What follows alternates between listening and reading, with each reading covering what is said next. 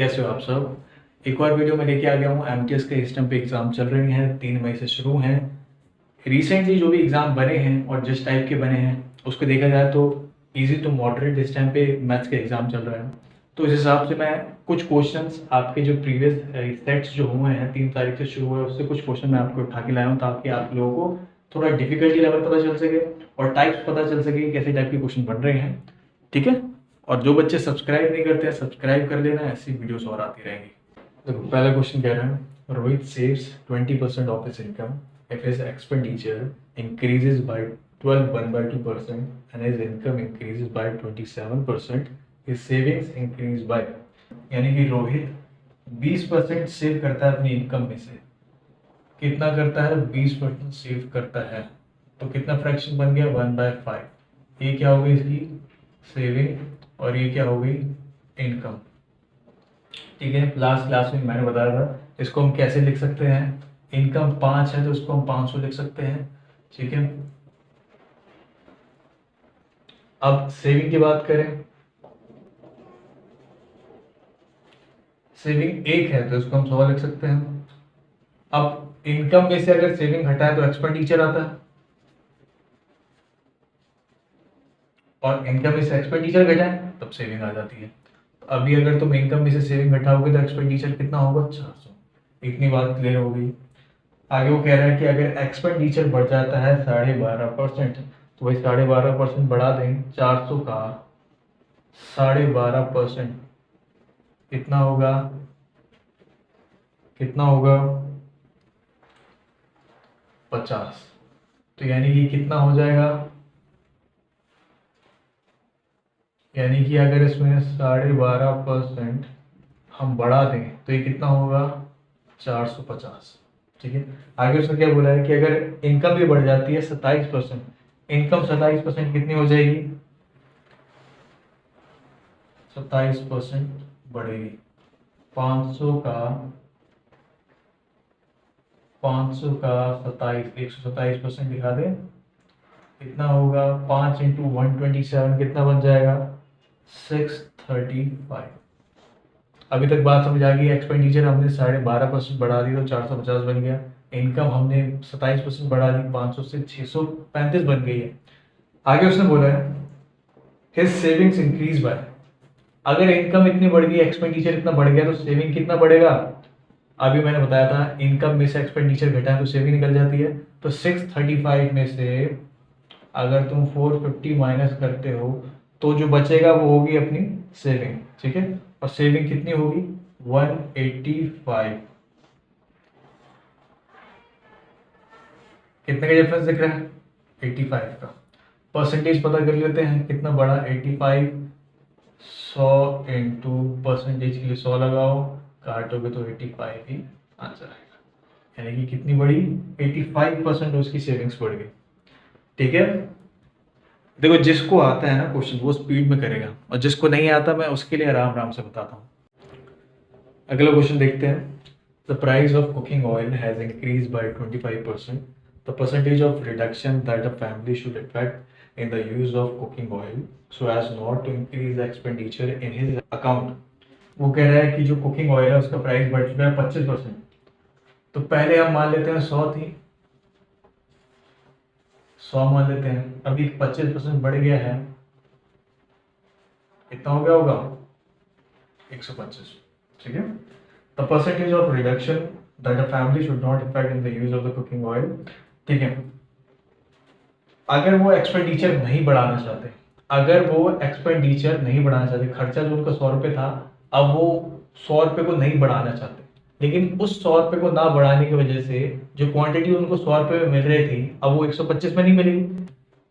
Price बढ़ने की वजह से पहले वो 100 रुपये में कोई क्वांटिटी खरीदते थे, अब वो क्वांटिटी 125 में मिलेगी। 100 रुपये की लेंगे तो ऑब्वियसली जो क्वांटिटी पहले मिलती थी उससे कम में मिलेगी। तो वो कह रहे हैं कि कमी तो आएगी, साथ में वो पैसे भी नहीं बढ़ाना चाहते। तो क्वेश्चन ये कह रहा है कि ये बताओ कि कितना रिडक्शन हो जाएगा। The percentage of reduction family should effect, कि कितना रिडक्शन होगा, कितना कम कंज्यूम करेंगे। ठीक है। विदाउट कंजप्शन को बढ़ाए। देखो इसमें क्या करेंगे, कितने का डिफरेंस दिख रहा है तुम्हें?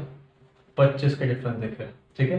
और ये बात भी याद रखना कि जब भी क्वेश्चन में ऐसे टाइप के क्वेश्चन में परसेंटेज में अगर ऐसे बोले कि कितने की कमी आई, तो तुम नीचे क्या रखोगे, जिनमें दो में कंपेयर कर रहे होगे, कमी में ज्यादा को रखोगे, और बोलेगा कितना बढ़ गया तो बड़े में कम वाले को रखोगे। अभी उसने क्या बोला, कितने की कमी आई तो ज्यादा को रखोगे 125 इंटू 100,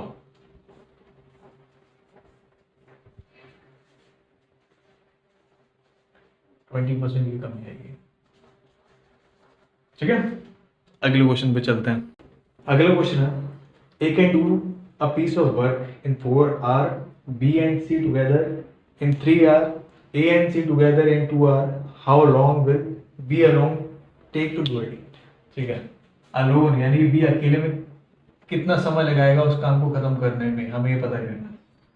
अब देखो उसने बोला है कि ए कितने टाइम में कर लेगा, ए कर लेगा 4 घंटे में।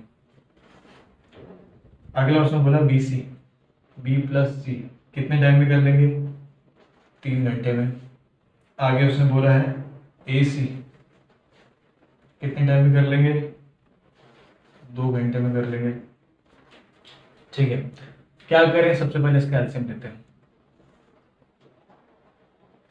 12 आएगा तो टोटल वर्क कितना आ गया, 12। एफिशिएंसी पता कर लेते हैं, ये कितने पे, 3 पे काटेगा, ये कितने पे, 4 पे काटेगा, ये 6 पे। ठीक है, यानी कि सबकी इंडिविजुअल एफिशिएंसी आ चुकी है। एक दिन में एक इंसान इतना काम करता है, एक दिन में ये दोनों मिलकर इतना काम करेंगे, ये दोनों मिलकर इतना काम करेंगे। अगर ए की एफिशिएंसी 3 है और ढूंढो इन दोनों में से कौन सा है ए, ये रहा। यहाँ पे ए है, ए की एफिशिएंसी 3 है और ए सी की एफिशिएंसी 6 है। 3 कितनी है, ए की है, इसमें ए की कितनी है, 3। तो बचा क्या, सी बचा, सी बचा, सी बचा। 6 में से 3 किया तो 3 क्या होगा, 6 का होगा। तो दोनों की 3 आ गई। इतनी बात अपने को क्लियर होगी ए और सी की, ए की भी 3 है, सी की भी 3 है। आगे देखें, ए सी की पता चलेगी, सी की कितनी है, 3 है। अगर 4 एफिशिएंसी है दोनों को मिला के, सी की 3 है तो बी की कितनी होगी, 1 है कि नहीं। तो बी की भी पता चल गई हमें 1 एफिशिएंसी। कितना क्लियर हो गया। आगे उसने बोला है कि बी कितने समय में करेगा। अगर ए की एफिशिएंसी निकल चुकी है, हम कैसे निकालते हैं, डेज कितने टाइम में पूरा करेगा, उसके लिए हम क्या करते हैं, total work upon efficiency. Efficiency ये फॉर्मूला होता है। तो टोटल वर्क कितना है, 12, एफिशिएंसी कितनी, 1। इसको काटोगे कितना आएगा, 12 दिन लगेंगे। ठीक है, आगे बात समझ में। अगला क्वेश्चन देखते हैं। देखो अगला क्वेश्चन कह रहा है, A B C can complete a piece of work in 45, 36, 60 days respectively. They started working together, but after 6 days A and B left the work. In how many days C alone will complete the remaining work. यानी कि ए B सी की अकेले अकेले time दे रखा है, कितना कितना समय ले सकते हैं वो, ए बी सी 45, 36, 60। ठीक है, तो सबसे पहले इनकी एफिशिएंसी पता करते हैं। एफिशिएंसी को पता करने पहले टोटल वर्क हमें पता करना पड़ेगा। उसके लिए हमें इन तीनों का एलसीएम निकालना पड़ेगा। इन तीनों का एलसीएम कितना बनेगा, 180। ठीक है, 45 180 को कितने पे काटेगा, 4 पे। 36 कितने पे काटेगा, 5 पे। और 60 कितने पे काटेगा, 3 पे। ठीक है, अब ए बी सी की हमें एफिशिएंसी पता चल गई। आगे उसने क्या बोला है कि 6 दिन बाद ए भी छोड़ के जाते हैं, तो यानी 6 दिन तक तो काम किया होगा। 6 दिन तक तीनों ने मिलकर काम किया होगा। 6 दिन बाद दोनों छोड़ के चले जाएंगे। पहले हम बात करते हैं 6 दिन की। 6 दिन तक कितनी एफिशिएंसी से काम किया होगा, एक दिन में इन तीनों ने मिलकर कितना काम किया होगा, 5 4 9 3 12। यानी कि एक दिन का काम कितना, 12। तो 6 दिन का काम कितना, 12 इंटू 6 कितना हो जाएगा, इतना काम हो चुका है। ठीक है, अब अगर इतना काम हो चुका है, टोटल में से इतना काम हम निकाल दें जो इन तीनों ने मिलकर किया है, तो कितना बचेगा,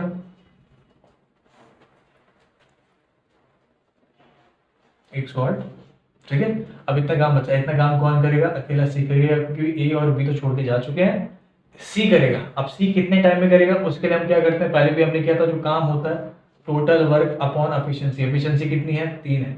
इसको काटेंगे 36। आई बात समझ में, क्लियर हो गया होगा। अगले क्वेश्चन पे चलते हैं। देखो अगला क्वेश्चन है, after getting 2 successive discount, a shirt with a list price for rupees 150 is available at rupees 105. If the second discount is 12.5%, find the first discount. दो सक्सेस, दो एक के बाद एक, यानी कि दो डिस्काउंट लग जाना। अब अगर दो डिस्काउंट लगे हैं, पहले प्राइस कितना था 150, 150 इसका प्राइस था पहले, उस पे डिस्काउंट कितना लगा है 12.5। डिस्काउंट या लॉस 100 से नीचे होता है, प्रॉफिट 100 से ऊपर होता है। इसमें बोला डिस्काउंट, यानी कि कितना बन जाएगा 100 से नीचे 12.5, 87.5%। दूसरा डिस्काउंट अपने को पता नहीं है, इसको हम एक्स मान लेते हैं। अब ये दो डिस्काउंट 150 पे लगे तब जाके कितना बना 105 बना, ठीक है।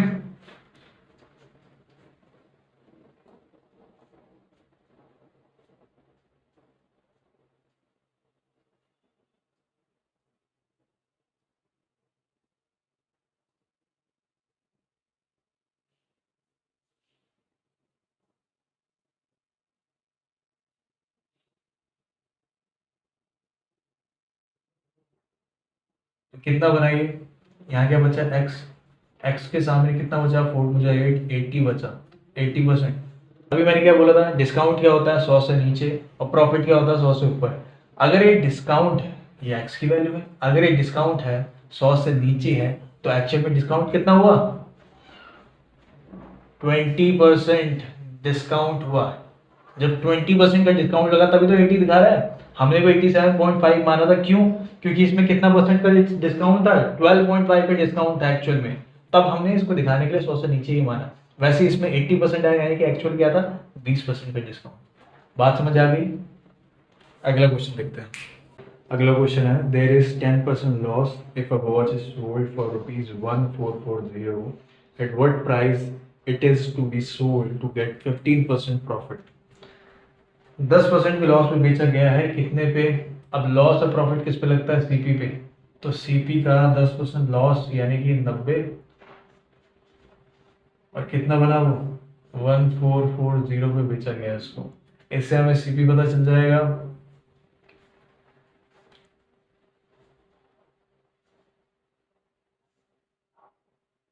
सीपी कितना आ गया 1600, ठीक है। अब अगर हमारा सीपी आ चुका है, हमें क्या निकालना है प्रॉफिट निकालना है। 15% का प्रॉफिट 100 से ऊपर माना हमने। 115 इंटू 16 कितना बनता है 1840, यानी कि अगर वो प्रॉफिट में बेचता है कितना 15%, तो कितना बनता है 1840, ठीक है। इस टाइप के क्वेश्चन आ रहा है, इजी क्वेश्चन बन रहे हैं इस बार बहुत सारे, ठीक है। अगर आपने थोड़ी भी ढंग से पढ़ाई कर रखी है, अच्छे से रिवाइज कर रखा है, तो मैथ्स का सेक्शन आप लोगों के लिए इजी रहेगा। अगला क्वेश्चन देखते हैं। अगला क्वेश्चन कह रहा है, if the selling price of 18 apples is equal to the cost price of 21 apples, find the loss और प्रॉफिट परसेंट। यानी कि selling price SP of 18 apples is equal to cost price of 21 apple. तब इससे easy question क्या होगा, सामने वाली value होती हैं बताया था, ठीक है। तो सीपी क्या आ गया सीपी एसपी, सीपी आ जाएगा 18, एसपी कितना आ जाएगा 21, जितना कटता उतना काट लो। 6 और 7 आ गया, सीपी कितना आ गया 6, एसपी कितना आ गया 7। अगर सीपी मेरा 6 है, खरीद 6 की है, बेचा 7 का, तो कितने का प्रॉफिट हुआ 1 का प्रॉफिट हुआ।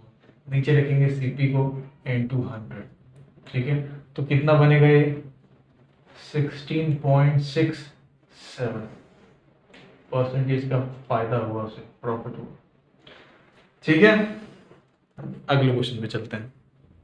अगला क्वेश्चन कह रहा है, a shopkeeper sells a product for ₹2673 and earns 12.5% profit on it. How much will the half of the purchase price of that item will be equal to? यानी कि अगर कोई इंसान किसी प्रोडक्ट को बेचता है प्रॉफिट पे, अब प्रॉफिट और लॉस किस पे लगता है सीपी पे लगता है, तो सीपी के कितने परसेंट के प्रॉफिट पे 12.5, यानी कि 112.5% के प्रॉफिट पे बेचता है। जी पॉइंट लगेगा, जीरो लगेगा, और कितने का पड़ा उसे वो 267573 है, ठीक है। आगे देखते हैं। अब हमें जब इसको सॉल्व करेंगे तब जाके हमारा सीपी निकलेगा। तो जब हम इसे काटेंगे तो कितना बनेगा 2376, ठीक है। सीपी कितना आएगा 2376, सीपी आ चुका है। आगे उसने बोला कि सीपी जो आएगा हमारा, जितना उसने खरीदा होगा उसका हाफ बताओ कितना बनेगा। तो अब क्या करना है, हाफ करना है, डिवाइड बाय 2, डिवाइड बाय 2, ठीक है। कितना होगा,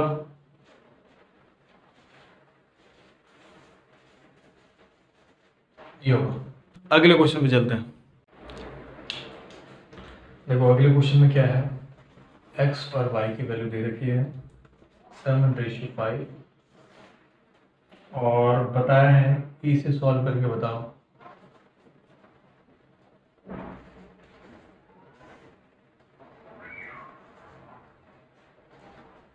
सिंपल वैल्यू पुटिंग करनी है। x की वैल्यू है 7, x की वैल्यू है 7, तो 11 into 7 77 plus 9 into Y, Y की वैल्यू है 5, 5 9 जा 45, 7 इंटू एक्स, एक्स की वैल्यू है 7, 7 7 जा 49 प्लस 5 वाई यानी 5 5 5 जा 25।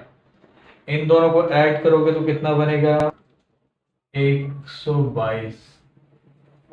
यहाँ माइनस आएगा, जब 49 में से 25 जाएगा तो 24 आएगा, ठीक है। और इनको काटने पे कितना बनेगा 61 12, तो रेशियो कितना बना 61:12, ठीक है। अगला क्वेश्चन कह रहा है the average age of A and B is 20 years. If C were to replace A, the average would be 90, and if C were to replace B, the average would be 21. What are the age of A, B, C? पहले उसने बोला है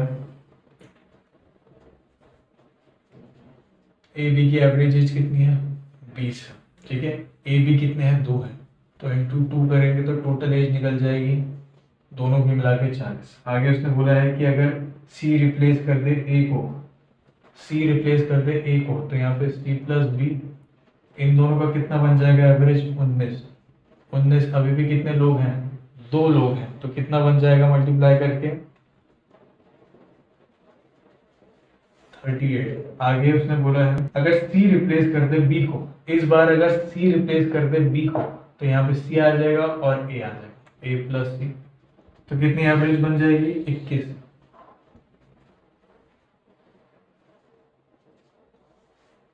ठीक है। A B की total as 40, C B की total as 38 और ए सी की टोटल एज 42 आ चुकी है। अब देखो ए 2 बार रिपीट हो गया, बी 2 बार आ गया, सी 2 बार आ गया। अब जब ऐसी कंडीशन हो कि 2 बार वैल्यूज आने लगेंगे तो इन तीनों का पहले तो सम करो। अगर तुम्हें ए प्लस बी प्लस सी पता करना है, इन तीनों का सम करो, सम करके कितना बनेगा 120, इन तीनों का सम बन जाएगा 120, उसको 2 से डिवाइड कर दो क्योंकि सारे 2 बार आ रहे हैं। अगर तुम 2 से डिवाइड करोगे इनकी सिंगल वैल्यू का सम आ जाएगा, ठीक है। 60 आ गया, 60 आ गया। अब जो 60 आया है एक एक करके अगर मैं इनको माइनस करूं, ये क्या है एबीसी का है कि नहीं, ए प्लस बी प्लस सी का है। अगर मैं ए बी को घटा दूं, ए प्लस बी में से, ए प्लस बी प्लस सी में से ए बी को घटा दूं, ए बी क्या है हमारा 40, तो ए बी सी हमारा क्या है 60, 60 में से अगर मैं 40 को घटा दूं बचा 20, और वो 20 क्या होगा वो सी होगा। ए बी की वैल्यू रखी मैंने, ए बी की वैल्यू रखी मैंने, ए बी सी की वैल्यू यहाँ है, घटाएंगे तो 20, आगे बात क्लियर, सी निकल गया। ऐसे ही हम बाकियों को भी निकालेंगे। अब ए बी सी है 60, 60 में से अगर मैं बी सी घटा दूं जो कि है 38, इतना आ जाएगा 22, और वो 22 कितना होगा बी सी, इस बार मैंने घटाया है बी सी, तो ए निकल के आ गया। ये क्या है ए, ये क्या था सी। आगे 60 में से अगर कितना घटाया जाए 42 घटा दिया जाए तो कितना आएगा 18, और इस बार क्या होगा बी होगा, क्लियर। तो ए क्या है 22, बी क्या है 18 और सी क्या है 20, बस उसने यही पूछा था, ठीक है।